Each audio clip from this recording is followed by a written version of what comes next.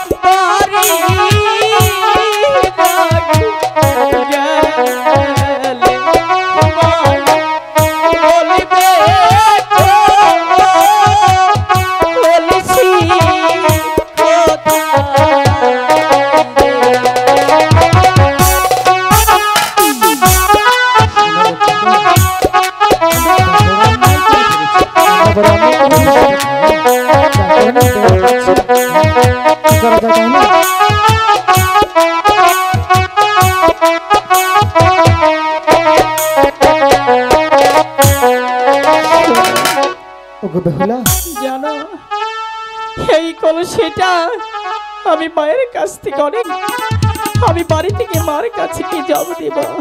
ওগো বেহুলা, আমি তোমাকে নতুন একটি কলসি বানিয়ে দেবো, তাও তুমি আর কেঁদো না। সত্যি বলছো? হ্যাঁ, আমি সত্যি বলছি, তুমি আর কেঁদো না।